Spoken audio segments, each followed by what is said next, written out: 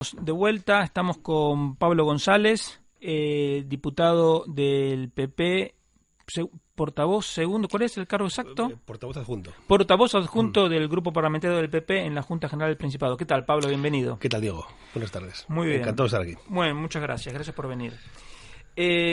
Bueno, acá en Asturias, lamentablemente, tenemos temas para entretenernos de sobra y quería empezar por los datos de la encuesta de población activa que se conocieron esta semana. Por ejemplo, en los últimos 3 años, o sea, en Asturias se destruyó empleo en 7 de los últimos 9 trimestres. Y para sintetizar, en 3 años, hoy en Asturias trabaja un 0,5% menos de gente que en el 2016. Son 1.800 personas menos. En España, al mismo tiempo, el empleo aumentó un 8%. Es 1,5 millones de empleos que se crearon. Bueno, entonces, y luego tienes todo tipo, por ejemplo, este gobierno que se dice socialista, que está con la gente, qué sé yo, bueno, resulta que los empleos de baja cualificación, esos 1.800 menos empleos que hay en 3 años, surgen de 19.000 que se crearon de alta cualificación y 21.000 que se destruyeron de baja cualificación. Es decir, que la gente con poca cualificación la pasa peor con el socialismo porque se quedan sin trabajo. Claro, y tiene una lógica que tú conoces perfectamente y que nuestros oyentes también conocerán, pero es importante recordar, porque a veces lo evidente parece que lo pasamos por alto por evidente, y no, yo creo que conviene recordar e insistir en las cuestiones que son evidentes, porque es importante recordarlas, pues para no caer en ellas. Claro. Porque desgraciadamente tropezamos siempre en la misma piedra. ¿Y cuál es esta piedra desde mi punto de vista al hilo de lo que tú me preguntabas? Bueno, claro, los trabajos peor remunerados, por tanto, los que menos valor aportan, por tanto, los menos cualificados. Sí. Bueno, o los cualificados distinto a lo que quiere el mercado, que tampoco tiene por qué ser menor cualificación. En realidad están a la baja, están pasándolo mal. ¿Por qué? Pues lógico, porque al final la forma de hacer política en general de la izquierda, del Partido Socialista en Asturias, y en general de la izquierda, del socialismo, ahora también comunismo, es intervenir, es camuflar la traba, la zancadilla, la piedra, los palos en la rueda, las piedras en la mochila de los empresarios, camuflarlo mediante cualquier eufemismo que utilicen, social o de reparto o de redistribución, pero los ponen, esos palos en la rueda, cargan de costes a las empresas, cargan costes no solamente fiscales, ni solamente económicos, sino también burocráticos, que terminan afectando la cuenta de resultados, coste, dificultad, papeles, burocracia, y eso al final, ¿qué pasa? Pues que las empresas que menos dinero ganan son las que más sufren. ¿Y dónde recortan? Pues recortan en los empleos. Claro. Si no cierran, y entonces, perdóname la expresión, pero todos al carajo. Claro. O sea, adiós muy buenas los empleos cualificados y no cualificados. Claro. Con lo cual estamos en eso. Si no ayudamos a las empresas, desde la administración, desde lo público, si no las ayudamos, básicamente dejándolas en paz y marcándoles claramente las reglas de juego. Claro. Y ya está, eso que hay que hacer. Si es que está inventada la fórmula, pues hay que hacer eso. Porque perdona que te corte, sí. Porque tú comentabas las cifras de la EPA que salieron publicadas esta semana. Veamos lo que hace Madrid. En Madrid va como un tiro. Madrid va bien, claro, porque es capital, por supuesto. Pero hay capitales y hay comunidades y ciudades pujantes en España que van mal con el PSOE, van bien con la derecha, con la centroderecha. Bueno, pues Madrid es una de ellas. Copiemos lo que funciona. Es que a mí me llama la atención porque las competencias que tiene en el área económica una comunidad autónoma es la más importante es definir el nivel de impuestos que le va a cobrar a la gente. Asturias tiene la mayor presión tributaria de impuestos propios, digamos. Es la comunidad autónoma con mayor número de impuestos autonómicos, y si solo tomamos los impuestos autonómicos, es decir, lo que depende de la voluntad del gobierno autonómico, es la que tiene mayor presión tributaria. Y el otro día, leyendo en El Comercio, me encuentro que la consejera Ana Cárcava dice que no, que como que es un cuento, que la presión tributaria, que Asturias no es un infierno fiscal, que Asturias no, que si tenemos todo en cuenta no somos la comunidad autónoma con mayor presión tributaria. Entonces yo digo, está totalmente fuera de foco, porque es la herramienta fundamental y no la tiene en cuenta porque ella cree que es un cuento. Bien, este mes precisamente tengo registrada una interpelación de la consejera para hablar de todo esto. Porque a mí me llamaron la atención poderosamente esas declaraciones que hizo Ana Cárcava, la consejera, que tú decías ahora mismo, Y bueno, creo que lo que hay que hacer es preguntarle y aclarar qué es lo que le pasa por la cabeza. Mira, voy a aprovechar porque si no me voy a olvidar. Yo, a través de 2 artículos de La Nueva España y a través de redes sociales, la he invitado a la consejera Ana Cárcava, y aprovecho ahora también a hacerlo una vez más, a debatir conmigo, públicamente, donde quiera ella, cuando quiera ella, sobre el impuesto de sucesiones. Porque el otro día dijo que no hay argumentos para defender la supresión del impuesto. Y ya otra vez, hace unas semanas antes, había dicho que bueno, que era un impuesto que afectaba a una minoría y que no es un problema. Que yo sé que no es el único problema de Asturias, pero sí es el símbolo del retraso de Asturias. Entonces, no, lo que te iba a pedir cuando sea la interpelación, que te haga llegar esta invitación, porque parece que hasta ahora no me ha respondido, es como si no sé cómo hacer, no lee ni La Nueva España, no escucha, no tiene redes sociales, no sé. No te preocupes, que le dejaré en mano la invitación para Genial. Para que atienda esta invitación, que sería además muy interesante ver cómo la entrevistas, por ejemplo. Claro, porque yo digo, qué mejor que discutir. Ella dice que tiene ideas a favor, fantástico, las contrastamos y que la gente opine. Sí, lo importante es saber, porque fíjate que ¿hace cuánto ya? Hace 7 meses, ¿no? Que tenemos desde abril, las elecciones, sí, 8 meses y tal. ¿Qué ha hecho este gobierno regional? ¿Qué ha hecho? ¿Qué conocemos? ¿Sabemos algo de sus obras? Pues no, bueno, el presupuesto, que podemos comentarlo si quieres, pero salvo el presupuesto, palabras, declaraciones, decir que esto, por ejemplo, lo que tú decías, al hilo de los impuestos, que no es necesario, que no vivimos en un infierno fiscal. Bueno, oiga, pero ¿usted qué plantea? ¿Qué propone? Claro. Y además, en el tema fiscal, en el tema de impuestos, están utilizando algo que a mí ya me suena conocido, en particular del Ayuntamiento de Gijón, porque es la excusa de mal pagador de los gobernantes que acaban de llegar. Y dicen, sí, vamos a cualquier propuesta, me refiero a cualquier propuesta que se plantee, se les plantee para reformar, para bajar impuestos en Asturias, siempre hay una coletilla de respuesta, y es, vamos a afrontarlo en su conjunto. Vamos a hacer un plan de reforma fiscal de todos los impuestos asturianos. Entonces, mientras se hace el plan, no se toca nada. Claro. Ya sabemos a qué se juega aquí, ¿no? Entonces, al final, y por poner un ejemplo, porque es importante los símbolos que tú decías. Es cierto que sucesiones es un símbolo, es evidente. Hay otro símbolo que además no reporta ningún ingreso al Principado de Asturias, porque es algo que no se puede cobrar. Y es que casi nadie sabe que en Asturias existe un impuesto para explotaciones agrarias que generen un beneficio, un rendimiento por debajo de lo que diga un funcionario. Es increíble. Eso sí. Te suena algo de casi, no sé, del siglo XIX, ¿no? Pues es así, tenemos un impuesto para explotaciones como una renta mínima presunta. Si usted no es capaz de ganar tanto, pues se aguanta y tiene que pagar igual. Lo cual es impresionante. Porque ¿sabes qué pasa? Los socialistas son como de una raza superior. Ellos saben cuánto es lo que puede rendir una explotación agropecuaria, qué es lo que le conviene a la gente estudiar, qué es lo que ellos saben todo. Entonces, y ese impuesto es la constatación. O sea, ¿cómo va a haber un impuesto que diga, no, si usted gana menos, paga igual? Absolutamente absurdo. Bueno, pues estamos en esas. O sea, estamos absolutamente fuera de... vivimos en una comunidad que desgraciadamente está fuera de casi todas las líneas de trabajo en gobernanza pública, ¿no? Claro. De cualquier gobierno civilizado. Porque hay un dato que yo creo que es donde se terminan los cuentos, que es que Asturias en estos trimestres ha pasado a ser la comunidad autónoma con mayor proporción de parados de larga duración. Para que la gente sepa, un parado de larga duración es aquel que está buscando empleo hace por lo menos 2 años y no lo encuentra. Yo me pongo en la piel de esa persona y es desesperante. Buscar trabajo hace 2 años y no encontrarlo. Bueno, en Asturias esta proporción es el 41,5% y ha subido 1,5 puntos en los últimos 12 meses.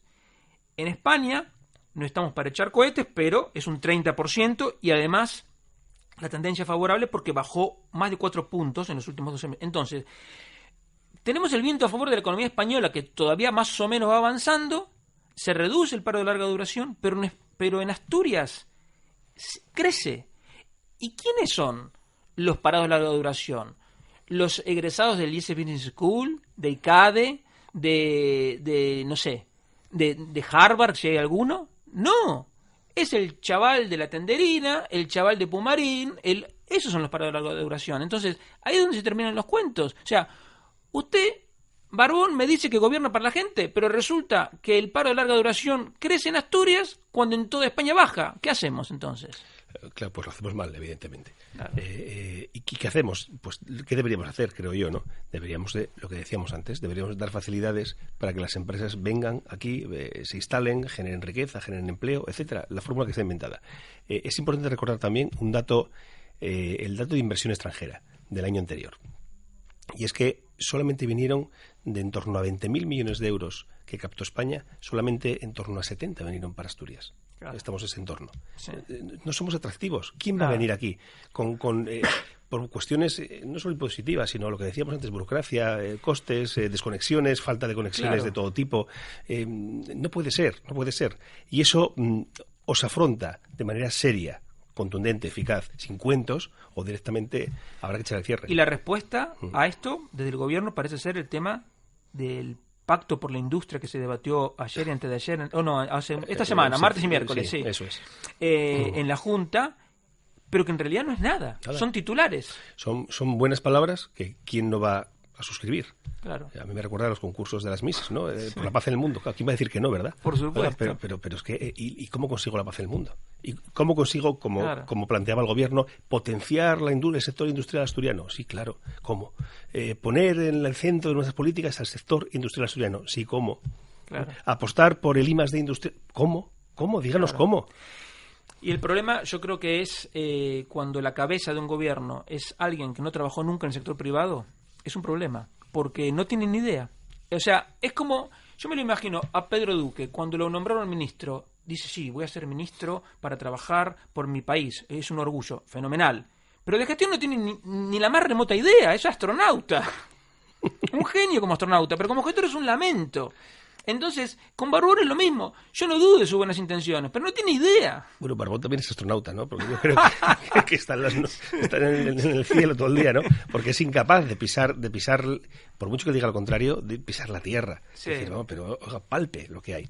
Yo veo que la inercia de este gobierno básicamente es echar balones fuera, fiarlo todo a decisiones nacionales o decisiones europeas, y en lo interno, en decir que están en ello y generalidades, y no hay más. Y mucho me temo que esto va a ser la tónica de los 4 años. Mucho me temo.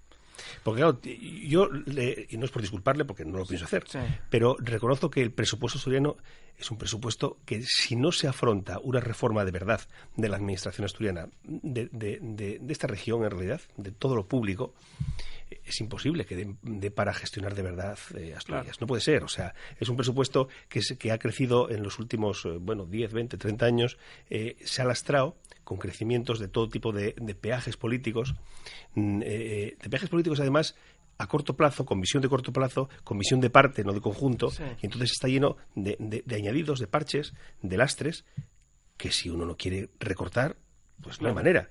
Y no voy al discurso facilón de que lo público hay que meterle la poda y recortar. Oiga, algunas cosas sí y otras habrá que potenciarlas, de verdad.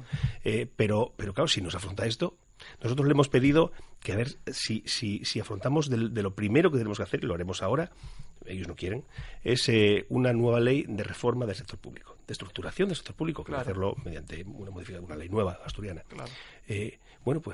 Solo palabras. No se quieren poner a ello. Y ahí es lo mismo. Me imagino va a ser el mismo problema que lo que me comentabas con los impuestos. Quieren hacer una revisión integral. Sí. No hagamos una revisión integral. Primero vamos a revisar esta parte, luego esta otra parte, porque si no, no avanzamos nunca. Si no, cuando exactamente, mientras revisamos integralmente todo, pasan los 4 años. No puede ser. Claro. Es que hace falta respuestas ya, pero soluciones ya sobre la mesa. Claro, y el problema es que este año el crecimiento económico en España va a ser menor que el del 2019. Y entonces la creación de empleo va a ser, y quiero decir, el aire, el viento a favor que teníamos ya va a ir soplando cada vez menos. Entonces, ¿cómo va a ser Asturias? Pues lo estamos viendo, y lo estamos viendo por algo, por si hacemos un DAFO en Asturias, por una fortaleza que todavía teníamos y todavía tenemos, aunque más pequeñita, que es el sector industrial asturiano, en torno al 30% más o menos de la riqueza autonómica, que claro, lo están desmantelando. Claro. Y lo están desmantelando, además, desde múltiples vías. Por un lado, tenemos el problema de la industria electrointensiva. O sea, el coste, el precio de la electricidad para mucha industria que requiere mucho consumo energético, mucho consumo eléctrico, pues ese coste de la electricidad en España que se dispara es un problema de verdad. Esas empresas tienen que cerrar o vemos cómo solucionamos el problema. Llevamos mucho tiempo pidiendo un estatuto de las empresas electrointensivas, que no acaba de venir. Claro. ¿Qué tiene que hacer el Consejo de Ministros? Pues no acaba de venir. Llevamos meses y meses y no acaba de venir. Y tenemos un problema aún mayor, un problema inmenso, que es el problema del sobrecoste que tiene casi toda la industria asturiana, una buena parte de la industria asturiana, la de generación energética sobre todo, que es el coste de lo que llaman mercado, que en realidad es un eufemismo, de derechos de emisión de CO2. Que eso es un verdadero problema. Yo antes te escuchaba y hablabas de las virtualidades y de las ventajas y de las bondades de la Unión Europea en relación para evitar el conflicto Francia y Alemania. Habría que ver si no es la reedición de las guerras mundiales económicas el tema del CO2. Porque claro, quiero decir, estamos viendo... Es un tema muy complejo, porque yo me pongo en el papel de los países subdesarrollados y dicen, sí, ahora ustedes no quieren que yo contamine, pero ustedes se desarrollaron contaminando todo lo que quisieron, entonces, ¿qué hacemos? Claro. Entonces, claro, y nadie quiere ser el primero en dejar de contaminar. ¿Y por qué solo Europa y el resto no? Claro. ¿Y por qué dentro de Europa? Porque hay varias velocidades. ¿Y por qué España se sumó a la primera velocidad, a la más rápida? En parte, ¿sabes por qué? Porque es una estrategia francesa. Claramente. ¿Por qué? Porque los franceses... Tienen nucleares, claro. Claro, más de la mitad de la energía nuclear... ¿Y quién tiene térmicas? Alemania. Exacto. Por eso decía lo de reeditar la guerra mundial entre Francia y Alemania, porque quien sale ganando es Francia, porque echa del mercado Alemania. Porque ahí está. Pero si una persona como Pablo Iglesias me dice que él no quiere nucleares y quiere bajar emisiones al mismo tiempo, o sea, castigando a los combustibles fósiles, yo lo entiendo, porque él en última instancia es antisistema y lo que quiere es voltear la economía. Entonces, no me sorprende, es un planteamiento como antisistema genial, pero el resto no puede caer en esa trampa. Y tú sabes que las nucleares españolas, que lógicamente como no emiten CO2, no pagan derechos de emisión de CO2, claro. Pero sin embargo les han cargado con un decreto que les mete un sobrecoste como si sí emitiesen CO2 a la atmósfera. ¿Para qué? Para hacerlas igual de poco competitivas que el resto. Es impresionante. Es ridículo, es ridículo. Y además es increíble porque aquí se ataca, se critica a las centrales eléctricas nucleares, nucleares porque son riesgo, porque suponen un riesgo. Pero resulta que a 150 kilómetros o menos de la frontera entre España y Francia, ya están las centrales francesas. Entonces el riesgo ya lo corremos.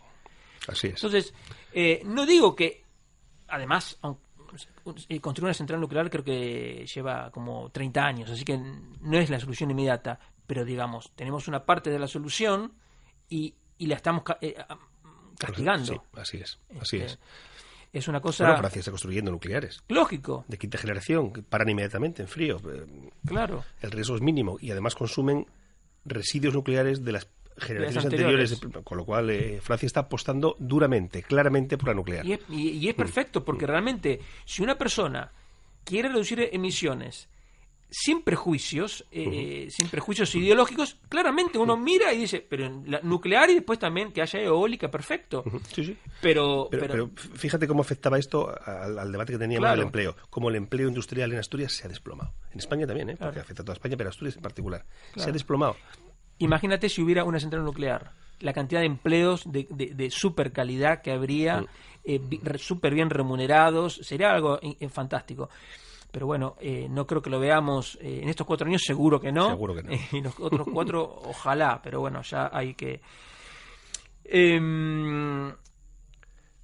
y entonces Barbón está con esto, con el tema del plan industrial, es su única carta para dar vuelta. Parece que sí, pero son, insisto, buenas palabras, son generalidades y luego fierro todo a los demás. Claro. O que Europa ponga un arancel, que el Consejo de Ministros apruebe un estatuto para electrointensivas, que los demás hagan. Y él aquí, buenas palabras. No hay, es algo que no deben cogerlo, o sea, no hay por dónde cogerlo. No hay plan. Y claro, evidentemente plantean un pacto al resto de partidos, un pacto de banalidades y generalidades.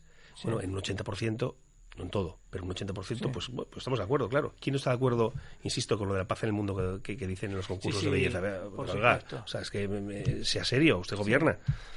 Sí, no, y lo increíble es que ayer lo apoyó un diputado de Foro, lo apoyó Ciudadanos, Sí. bueno, y después, por supuesto, Izquierda Unida, y no sé Podemos, la verdad que Sí, no lo sí, apoyo. sí. Bueno, luego había propuestas de resolución que fueron... Sí, claro, hay alguna propuesta no, de Podemos que era que el IDEPA comprara empresas o invirtiera en empresas. Y que hubiese una empresa pública de generación eléctrica, Sí, por favor. y que todo el mundo que venga a invertir a Asturias mantenga inversión y la planta y el empleo y la actividad durante 10 años como mínimo. O sea, lo ideal para que vengan hasta aquí. Bien bolivariano. O sea, justamente.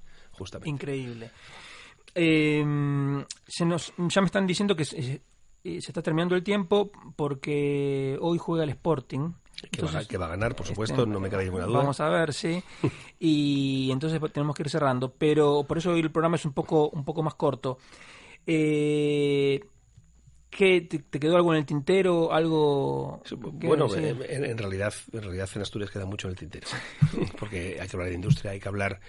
Ayer, por ejemplo, se publicaron los datos del comercio minorista. Sí. Que hemos hablado de ello hoy y creo que es importante. Tenemos los peores datos del país en comercio minorista, en Asturias. Sí. Los peores. Los que menos empleo creamos y los que peor facturación tenemos en relación con el resto de comunidades. Y lo increíble es que los socialistas de todos los partidos dicen que hay que mantener restricciones a los horarios de apertura para proteger al pequeño comercio. Al pequeño comercio lo está matando Internet. Entonces, como no le demos ni siquiera la herramienta de la libertad total, nos vamos a quedar sin el pequeño y sin el grande. Sí, bueno, y es más complejo el problema, evidentemente. Sí, está claro que tenemos que darles herramientas para que compitan. Son todos, son ideas que a lo mejor funcionaron hace 40 años, pero ya no tienen ningún sentido, porque una persona que quiere ir el domingo a comprar algo a una gran superficie y no se queda sin comprarlo, lo compra por internet y esa facturación se va a hacer en Madrid, en un almacén de Madrid, lo van a enviar con una empresa de transportes madrileña, cuando lo podría comprar perfectamente aquí. Sí, eso está claro que hay que afrontar eso, y que las cosas no van a ser como eran hace 40 años, eso es evidente. Claro. Pero que sigue siendo necesario, necesario, no me refiero desde la mentalidad de un burócrata. Digo, necesario, sí. Vemos que es necesario para las personas que viven con nosotros que haya comercios de proximidad cercanos a sus casas, comercios de barrio. Y seguro, ¿no? Que lo va a seguir habiendo, como hay en Nueva York, como hay tendrán que ser distintos. En Londres, claro. Ese es el tema. Se tendrán que adaptar. Claro que sí. Porque regular los horarios de los comercios es como si quisiéramos regular los horarios de los restaurantes. Es ridículo. Oye, se regulan, ¿eh? Sí. Todos se regulan. Pero bueno, ahora sí, tenemos que cerrar. Los espero el próximo viernes a las 8. Pablo, muchísimas gracias. Gracias a vosotros. Me hubiera gustado tener más tiempo, pero bueno, hoy fue... A tu disposición cuando quieras. Bueno, fenomenal.